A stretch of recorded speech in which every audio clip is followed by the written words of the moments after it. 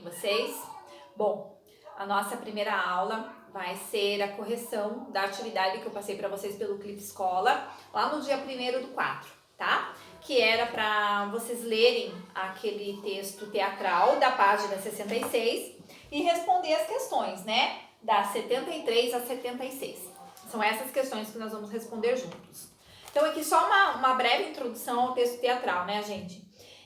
Esse texto que vocês leram, um homem e uma mulher que não se conhecem vão a um cartório para se casar. Cada um com o seu respectivo par, ok? Depois de muita conversa, acabam se casando um com o outro. O que será que os levou a isso? Por que os dois desconhecidos resolveram se casar de uma hora para outra? Esse é o tema do texto que vocês leram, né? Aquele amor à vista lá da página 66. Então vamos lá para a página 73 e fazermos a análise e a interpretação desse texto aqui. A questão número 1, gente. A peça de teatro que você leu é uma comédia. Identifique um fato que provoca humor no texto. Bom, é uma resposta pessoal, por quê? Porque existem vários fatos, né, diversos fatos que provocam humor nesse texto. Mas aqui vai uma sugestão para vocês. Pode ser a confusão do juiz ao deduzir que os personagens que ali estavam pretendiam se casar um com o outro. Essa é uma das passagens ali do texto teatral que causa humor. A letra B. Além de divertir, qual seria a intenção dessa peça? A primeira opção que eu tenho ali, moralizar, mostrando que o bem sempre vence. Não tem nada a ver com moral isso, né? Criticar, questionando os casamentos por interesse sem amor. Sim, é essa a alternativa. É a crítica, tá? É a crítica e o questionamento aos casamentos que são realizados sem amor. Somente essa alternativa. A número 2. Antes de iniciar o texto, o autor apresenta algumas informações ao leitor. Que tipo de informação ele apresenta? Ele informa quem são os personagens, primeiramente, né, gente?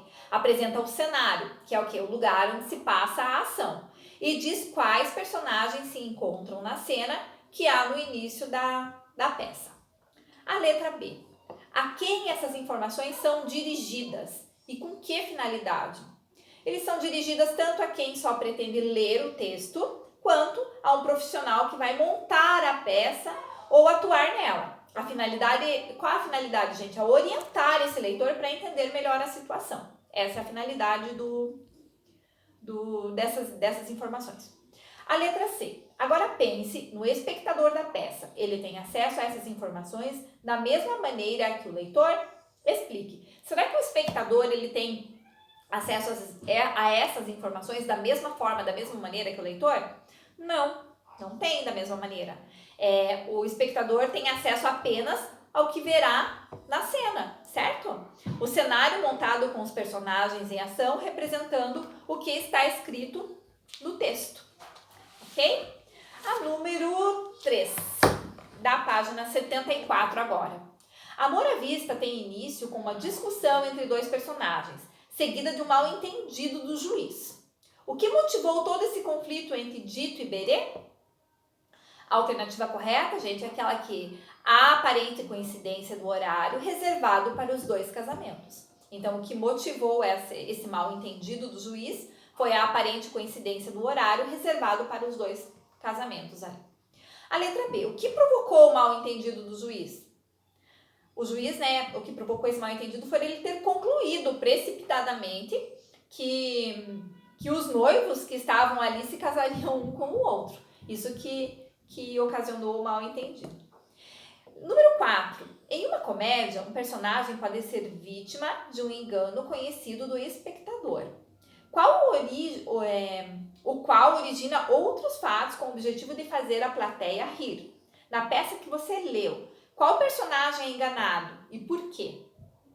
É o Dito, né, gente? O personagem Dito que foi enganado. Porque ele realmente foi ao cartório com qual intenção, gente? De se casar com Nara, né? Com a sua noiva. Então, o Dito que foi enganado, porque a intenção dele era realmente de ir ao cartório e se casar com a Nara. Número 5. O noivo de Berenice é citado no texto, mas em nenhum momento aparece em cena. Considerando o desfecho do texto, o que essa ausência nos revela? O noivo não aparece, ele é citado, porém ele não aparece. Revela o quê? Revela que Berenice não tinha noivo. Na verdade, ela não tinha noivo. Ela elaborou esse plano para se casar com o noivo que havia marcado o casamento para aquele dia, para aquele horário. Tanto que, o que ela faz? Ela amordaçou ali e amarrou a noiva do rapaz, né? Então, revela que a Berenice não tinha noivo e ela elaborou um plano para se casar com o noivo que havia marcado o casamento para aquele dia. A número 6, a resposta é pessoal. E a número 7, a peça Amor à Vista, o trecho de Alto da Compadecida que você leu neste módulo, retratam universos sociais bastante diferentes, certo? Lembra do Alto da Compadecida que nós lemos em sala? Então, associe essas características ao universo sociais correspondentes. Então, 1 para o universo de Amor à Vista e número 2 para o universo de Alto da Compadecida. A primeira opção que eu tenho ali, personagens pertencentes a classes sociais marcadamente diferentes. Isso daqui se refere ao Alto da Compadecida, certo? Então, número 2. Personagens adultos, provavelmente de classe média. Diz respeito a Amor à Vista. Coloca o número 1. Espaço estritamente urbano. Amor à Vista, número 1. E espaço urbano e rural, o Alto da Compadecida. Agora vamos ali para a construção do texto, na página 75. O texto teatral conta com diversos elementos narrativos, como personagens, tempo e ambientes. Considerando o texto Amor à Vista, responda: quais são os personagens principais e os secundários? Então, os principais, o Dito e a Berenice, certo? E secundários, o Juiz e a Nara. Em que lugar se desenrola essa história? Na sala de um cartório, né, pessoal? Onde geralmente são realizadas as cerimônias de casamento. Quando se casa no civil, é utilizado esse espaço, a sala de um cartório. Letra C. Qual é o tempo de duração da ação da peça? Bom, de 5 a 10 minutos. O tempo decorrido entre o encontro dos personagens e a hora marcada pelo juiz para fechar o cartório, que é meio-dia. Ok? Número 2. Como você viu no texto 1, as rubricas indicam a movimentação dos atores em cena e a intenção imaginada pelo autor para atitudes e emoções dos personagens criados. Releia a última página do texto pulando as rubricas. A compreensão fica diferente? Justifique.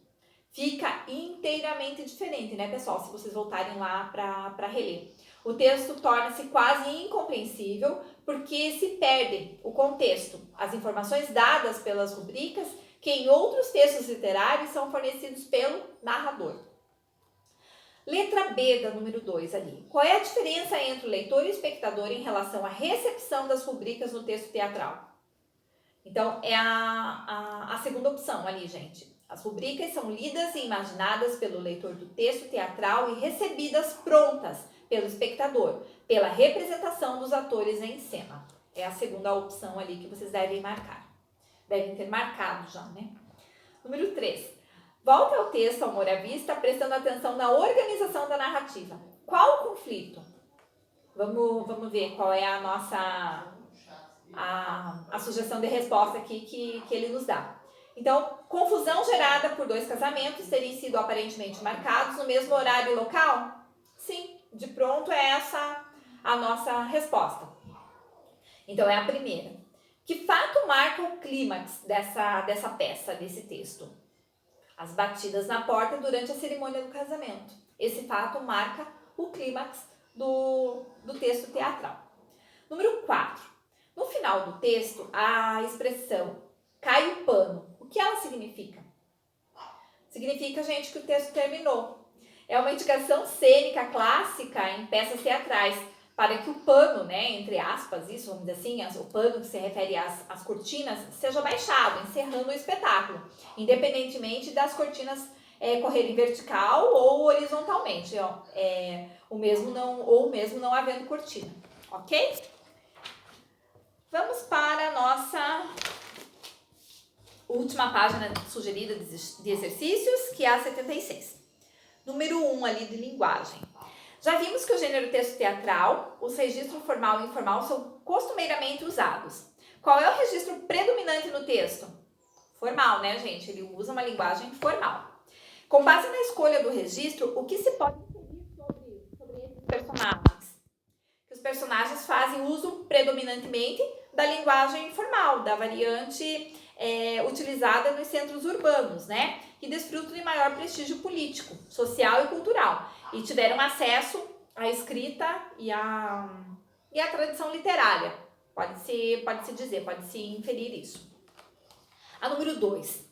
Em uma de suas falas, Dito refere-se a Berê como bruaca, enquanto ela o chama de mico amestrado.